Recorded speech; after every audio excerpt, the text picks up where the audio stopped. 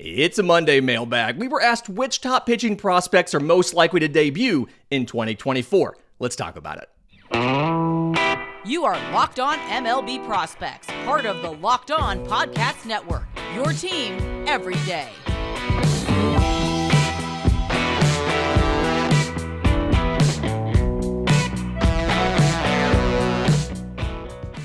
Yes, welcome on in to Locked On MLB Prospects, your home for all things minor league baseball. I'm your host, Lindsay Crosby, award-winning baseball writer and podcaster. Thank you for making this your first listen every single day. We're proudly part of the Locked On Podcast Network, where it's your team every day. And today's episode is made possible by our friends at Game Time. Download the Game Time app, create an account, use promo code LOCKEDONMLB for $20 off your first purchase. Last-minute tickets, lowest price, guaranteed. So one of the newest members of our Discord asked us a question about the top pitching prospects likely to debut in 2024. And this is a fun list. I've got 5 for you. It could have easily been 10. I'll probably throw in some honorable mentions there at the end of the segment. And some of these are, I'm going to say obvious names, because names we're all expecting of guys to debut. And some of these are guys you may not be thinking are ready to debut yet, but I think you'll see them in 2024. And the number one, talking about guys who it feels like it's obvious that they're going to debut or they're expected to debut. Paul Skeens, the right-handed pitcher out of LSU that was drafted by the Pittsburgh Pirates. Number 1 overall in this most recent draft. Only got 5 starts in the minors after being drafted. And part of that's because he threw 122 innings in this college season, because they made it all the way to the College World Series Championship. But part of the reason I think Paul Skeens is considered to be almost a slam dunk to debut in 2024 is because he's so incredibly polished. He's probably one dominant college pitchers that we've seen since Steven Strasburg. And then I think, 2, one of the more seemingly major league ready pitchers that we've seen come out of college in a long time. And so we saw him in rookie ball. He got 1 start. He pitched an inning. He struck out 1 batter. We saw him get 2 starts in single A Bradenton. We saw him get 2 starts in double A Altoona. And the first one of those starts did not go. The second one absolutely did. So he finishes the year 6 2/3 innings in the majors, or in professional baseball. 5 hits, 4 runs, 2 walks to 10 strikeouts. All 4 of those runs were in that 1 Altoona start. But the combination of what Paul Skeens is able to do with the fastball, hitting triple digits, the slider, the changeup, and how precise his locations are on just about everything, provided that he's healthy and provided that he acclimates to the major league ball well, it feels like almost a certainty that if nothing else, by the end of the year, he would be up pitching at the major league level for the Pirates. But I could honestly see it earlier than that, just simply based on, 1, how they're doing, if they are competitive. If you remember last year, they were competitive earlier in the year before they fell off a little bit later. So depending on how competitive they are and how good he looks, I would assume he would start off in AAA next year and probably get bumped to... I would assume he'd start off in AA next year and get bumped to AAA pretty quickly, but depending on how spring training goes, he may start off in AAA. Paul Skeens feels like a pretty easy answer here on this. Another guy may or may not be necessarily expected based off of what he did this year, but might be a little bit surprising. Jacob Misiorowski of the Milwaukee Brewers. 4-2 with a 3.41 ERA in 20 starts this year. And I think the reason a lot of people aren't necessarily expecting him to debut next year is because he only got 5 starts in AA Biloxi at the end of the year, and they didn't necessarily go well. 21 innings pitched, 13 runs on 17 hits, with 16 walks to 36 strikeouts. The walkout rate got higher for Jacob Misiorowski every level he went. He had 4.1 walks per 9 innings in single A Carolina. He had 5.3 in high A Wisconsin, and then he had 6.9 in double A Biloxi. Those were all 20-something inning samples. Really small sample sizes, kind of skews things. But I think what Jacob Misiorowski does well, and we saw it at the Futures game, he has a lot of velocity, and that is just something that's hard to teach, and we've seen, especially in this postseason, how much you need to have velocity.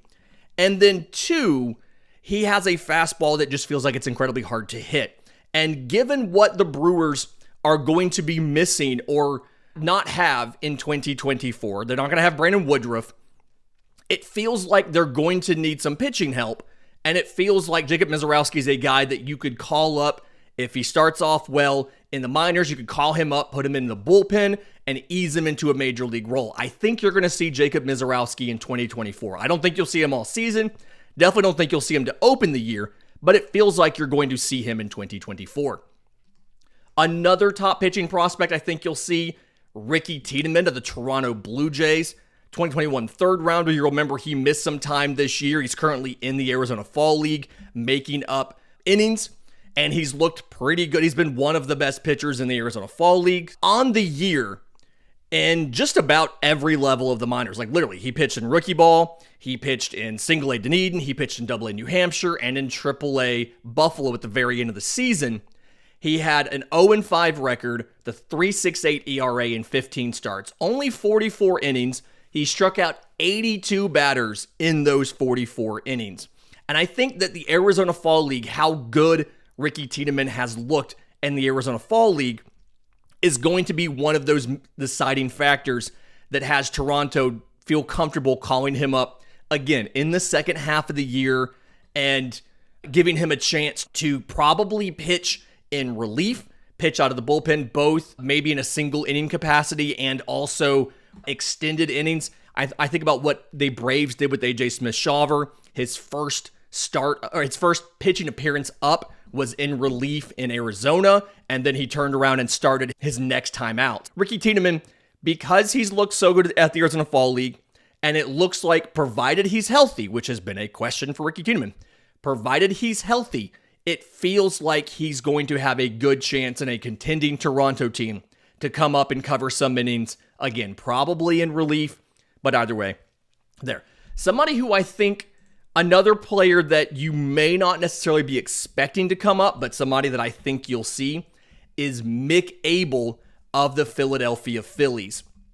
If you look what he did this year, mostly in Double-A Reading, I think he had one start in Triple-A Lehigh Valley, but 5-6 with a 4.13 ERA in 113 and a third innings.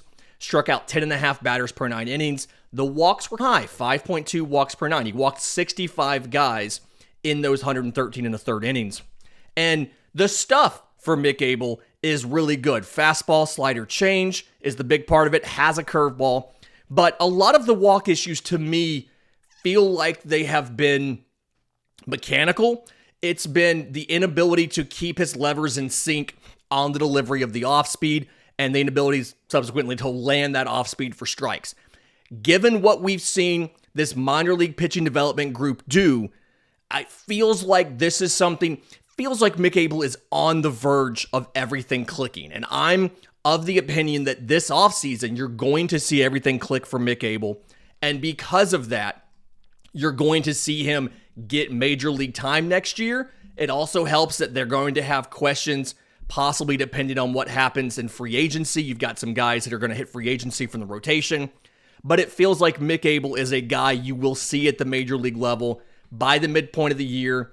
I like him again to probably, maybe they ease him in with the bullpen, but I think they'll probably end up giving him like a midweek start or something. Let him start on like a Tuesday versus Washington or Miami or somebody at home to make it a little bit easier and ease him into it.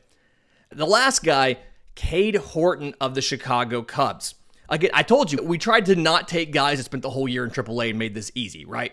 But Cade Horton, absolutely dominant last year between single A, high A, and double A. 4-4 with a 2.65 ERA in 21 starts. 88 and a third innings, 117 strikeouts, so 11.9 per 9, to only 27 walks, 2.8 per 9, 7 home runs allowed, so 0.7 home runs per 9 innings. And it's a combination of, one, Cade Horton looks to be that potentially frontline starter, with the fact that you look at how close Chicago was to being a postseason team this year and how the difference was down the stretch really felt like it ended up being the pitching. It feels like Cade Horton's going to get a chance to come up. I would imagine he had a He's made 6 starts in Double-A Tennessee to end the year, not counting postseason, and had a 1.33 ERA, and then dominated in the postseason as the Smokies won the championship. I expect him to probably start off in Triple-A and be a guy they bring up sooner rather than later. Some of the honorable mentions here, I told you we could have made this list 10 long and it would have been really easy. For the Yankees, Drew Thorpe and Will Warren. You'll probably see one, if not both of them next year. Griff McCary, speaking of the Phillies. Ben Brown, speaking of the Cubs. And then I think Atlanta brings up Hurston Waldrop. He finished the year with a start in AAA. Probably would have been in Double-A if that season hadn't have ended. But the quality of that splitter, how good that splitter is, and the fastball combined with how much Atlanta needed starters this year, it feels like he probably is a fast track to the bigs and will be up sooner rather than later. In just a minute, I've got a couple questions about some catcher prospects, and then we're going to rapid fire at the end. We'll do that next right here on Locked On MLB Prospects. But first, today's episode is brought to you by our friends at Game Time. We are in the middle of the postseason, obviously. College football is in full swing. If you get a whim, an urge to go out and buy tickets last minute, Game Time is the best way to do that. They have last minute tickets and flash deals on all kinds of events near you. You can, and it's great peace of mind. You can see this view from the seat before you buy. It shows you an all-in price up front. You're getting a great deal. There's no hidden fees.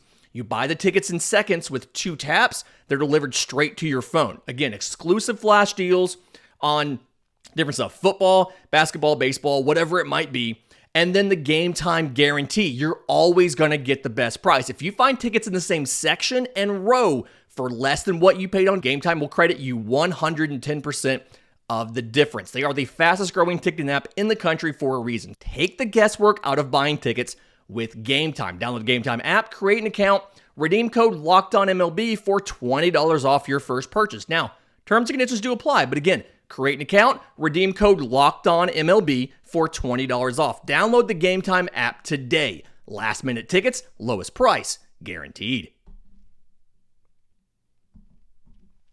Okay, so looking at some more questions from listeners of the show in this mailbag, we had a question about the most underrated catching prospect right now in the minors, because a lot of the oxygen in the room is taken up by Ethan Salas, right?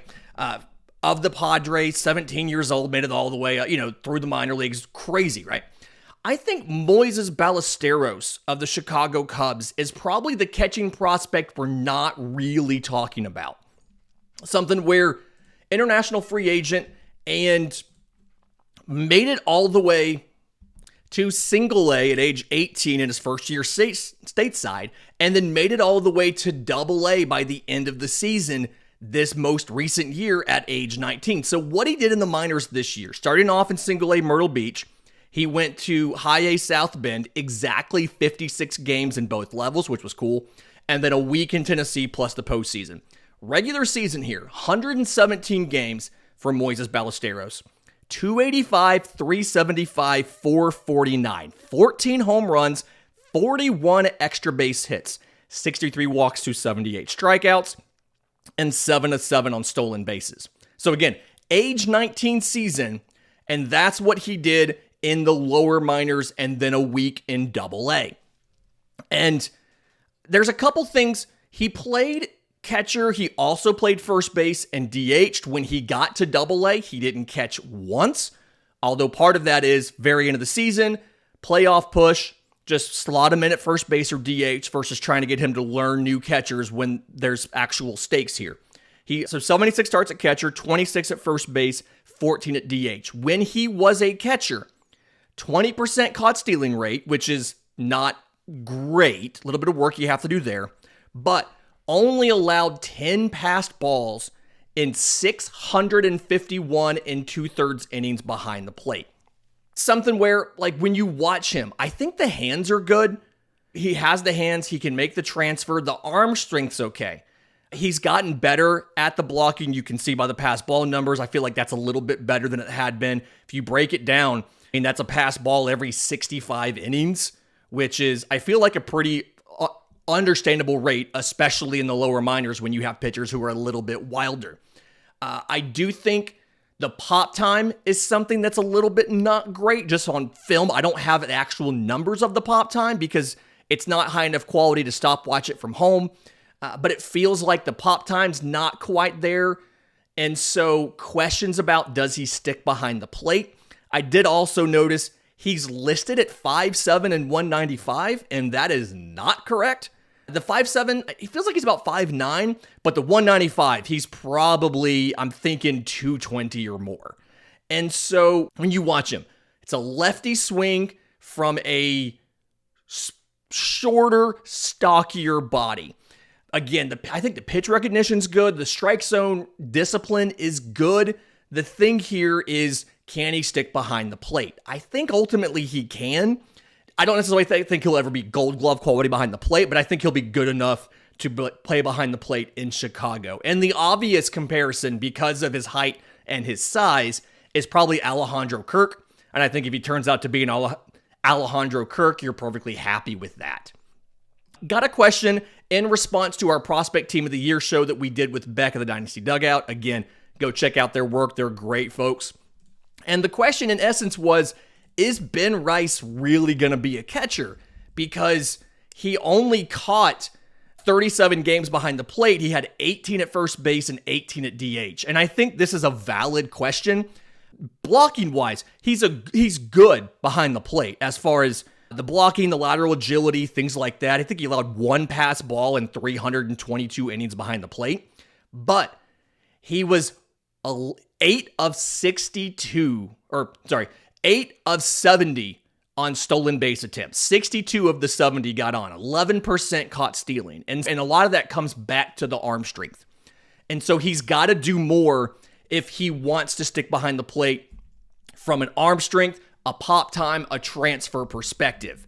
And that presents a little bit of an issue. I don't know what it is with the Yankees. This is a profile it feels like all of the Yankees catchers have. Look at Austin Wells. There's a question, can he stick behind the plate or not, or is he destined to be a first baseman once Rizzo's gone?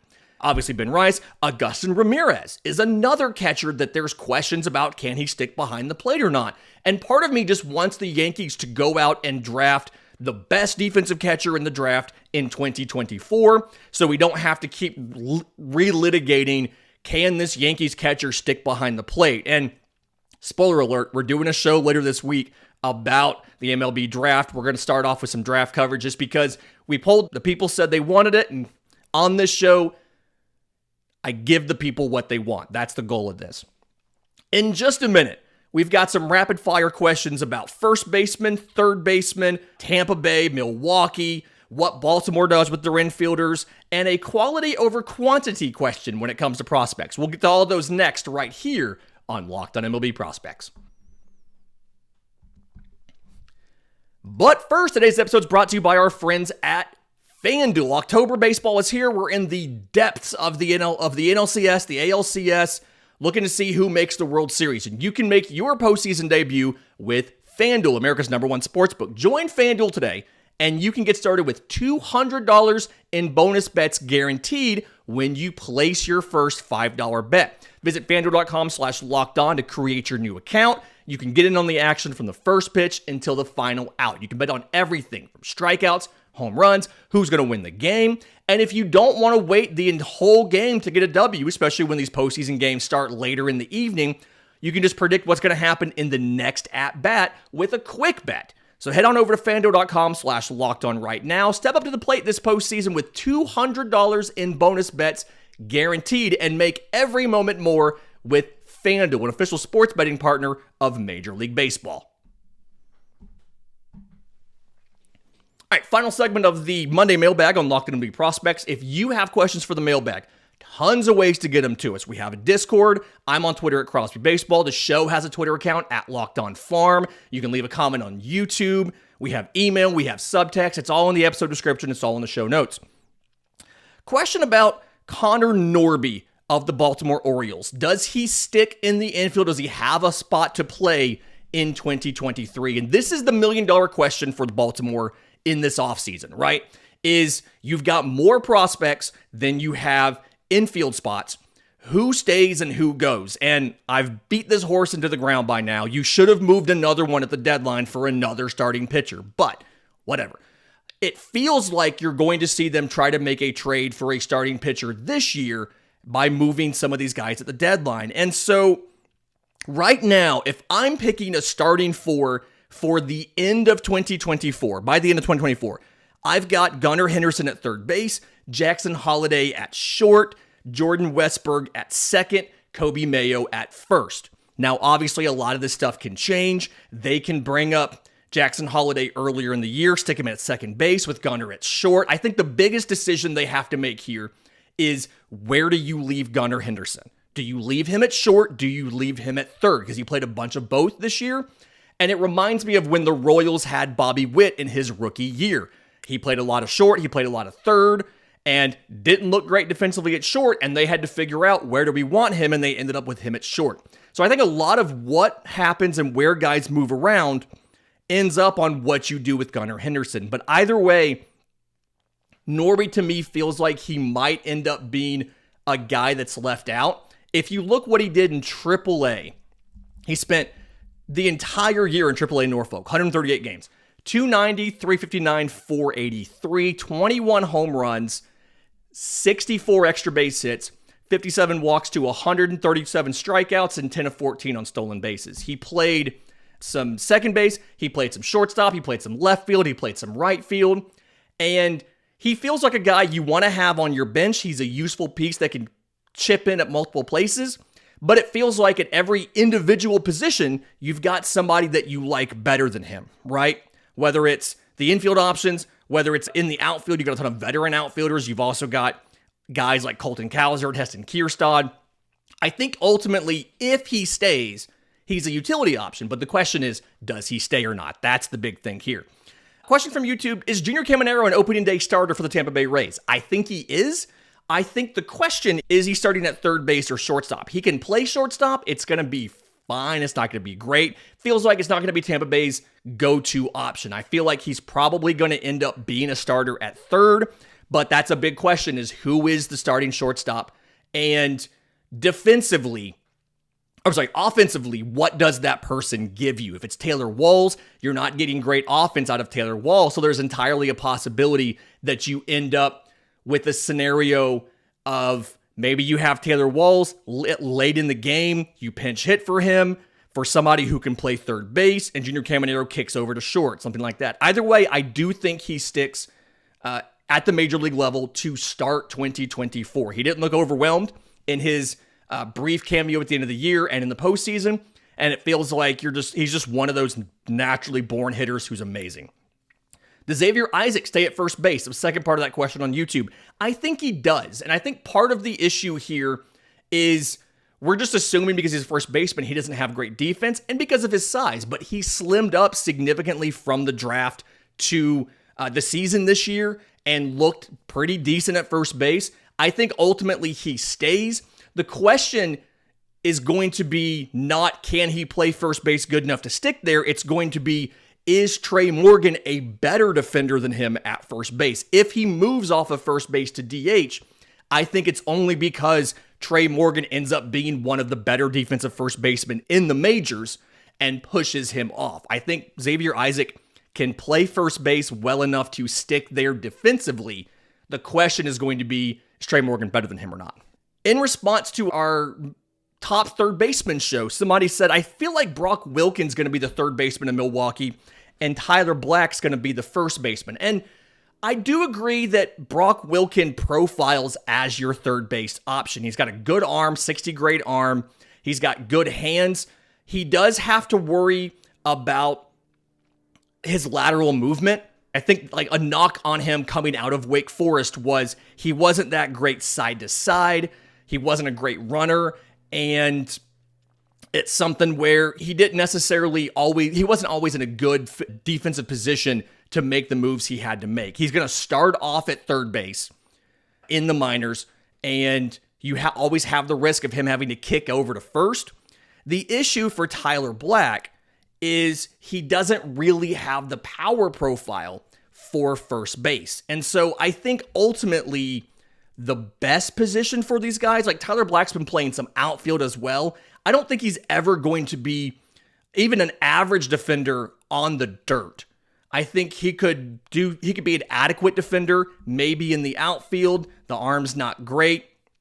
And there's so many outfield options in Milwaukee that it makes it cloudy. He may end up being a utility guy, but I just don't see him as having the power that you typically want at first base. And I'm not saying you can't have a hit first player at first base. There's plenty of guys that profile as hit first players that have played first base, and Tyler Black can always get a little bit more power. Had a ton of it in college, and it just hasn't completely manifested all the time in his time in the minors, but he still has a chance. Brock Wilken is more of a question about defensively, can he stick at third? And so I think it's up in the air, but again, I think Tyler Black ends up being a utility guy more so, and playing multiple different positions versus being an everyday starter at either third or second or even first. And then question on YouTube, and this came in response to us talking about previewing the NLDS and talking about Arizona and LA. And he mentioned that Arizona was getting great performances from Brandon Pfaadt and Corbin Carroll and Alek Thomas, and it beat those rookies and prospects, helped the Diamondbacks beat the Dodgers, who had the better farm system. And so he said, is it more quantity or quality? What's more important? And this could be probably an entire show, but I think the simple answer is the more quality, the bigger the quantity of talented prospects you have in your system, the better opportunities you have to not only find those gifted players, those naturally amazing players like Corbin Carroll, but also to find guys who can contribute, who you can improve to make them into quality options either at the major league level or as trade pieces. You need the quality. You need to be able to grow stars out of your farm system, or I guess find stars in your farm system. But you need the quantity of talented players to give you the flexibility to either backfill the rest of the roster or to make trades to supplement your roster. So you need both, but they do different things. You cannot create a star. You can create a talented, above average contributor by fixing issues and development, but you can't create a Corbin Carroll. You can't create a Mookie Betts. Those players are born as destined to be future stars. And you need both. In this case, the top end talent in the Arizona system ended up beating the quantity of major league talent in the Dodgers system that they used in this series.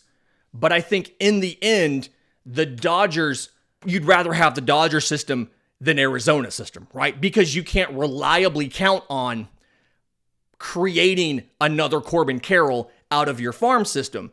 But if you're the Dodgers, be able to bring up 3 pitchers and having them take meaningful innings for you, and then being able to have the prospect capital to make a trade for a Mookie Betts and things like that, gives you a longer runway to being successful.